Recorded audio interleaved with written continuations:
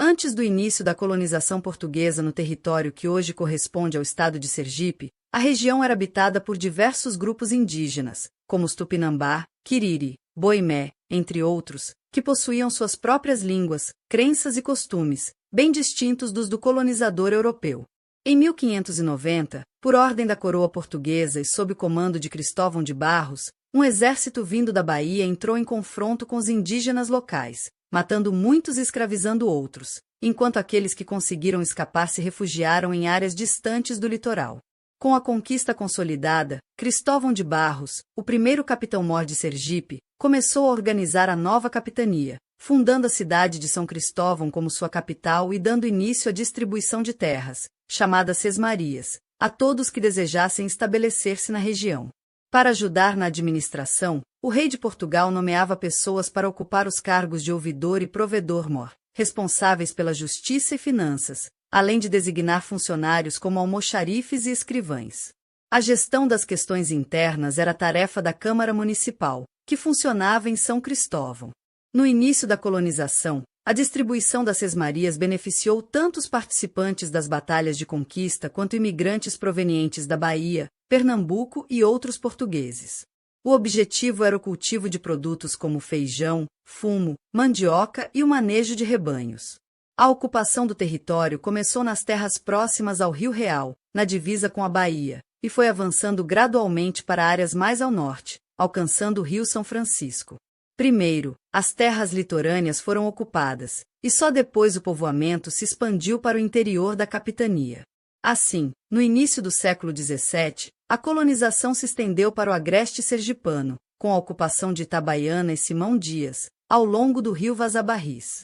Por volta dessa época, o sertanista Belchior Dias Moreira divulgou a existência de minas de prata na Serra de Itabaiana, o que incentivou a expansão da ocupação em busca dessas riquezas. À medida que os aventureiros avançavam em direção ao agreste e ao sertão, em busca de prata e salitre, abriam caminhos que facilitaram a instalação de fazendas de gado. Durante a invasão holandesa de Sergipe, em 1637, muitos colonos fugiram para a região, o que resultou em um aumento no número de propriedades voltadas para a criação de gado.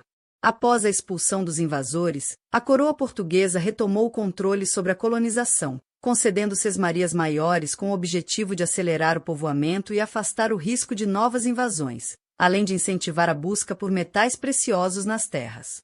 À medida que as doações de terras se estendiam para o oeste, alcançaram os sertões do Xingó e se espalharam por áreas que hoje pertencem à Bahia, mas que originaram municípios a partir da ocupação sergipana, como é o caso de Jeremoabo.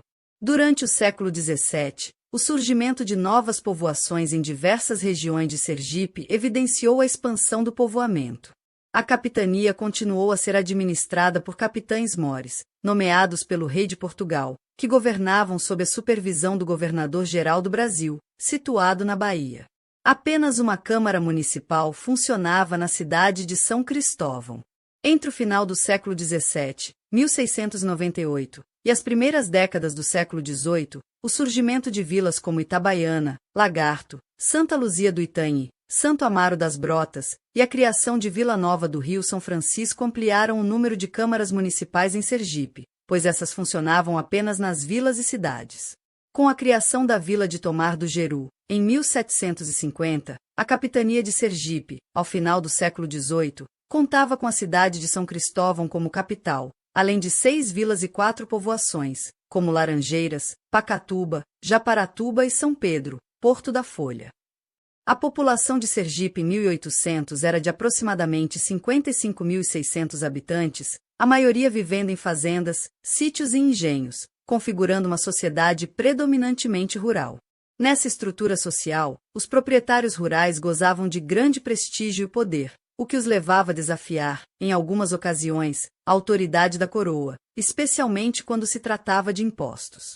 Além da riqueza, os proprietários rurais possuíam patentes militares, como coronel, capitão e sargento-mor, que eram concedidas a pessoas influentes e, muitas vezes, representavam privilégios dos mais ricos. Ao lado dos proprietários rurais, a sociedade sergipana era composta por escravos, homens livres e índios. Estes últimos, sob a influência da ação missionária intensificada no século XVII, passaram a viver em missões, como as de Jeru, São Pedro de Porto da Folha, São Félix de Pacatuba, Japaratuba, entre outras, sendo progressivamente integrados à população local. Os homens livres, por sua vez, trabalhavam nos engenhos ou se dedicavam à agricultura e à criação de gado, vivendo subordinados aos interesses dos proprietários rurais, que eram o centro da organização social, incluindo os homens livres que viviam nas vilas e cidades. No final do século XVII, a educação era limitada a poucos indivíduos e ministrada por frades de diferentes ordens religiosas, que ofereciam aulas de primeiras letras e gramática latina nas vilas e na capital. No campo, os proprietários começaram a contratar professores particulares para ensinar seus filhos, uma prática que se intensificaria nos engenhos durante o século XIX. Esse foi um episódio da nossa série sobre história de Sergipe. Acompanhe os próximos vídeos. Inscreva-se em nosso canal. Obrigada por assistir.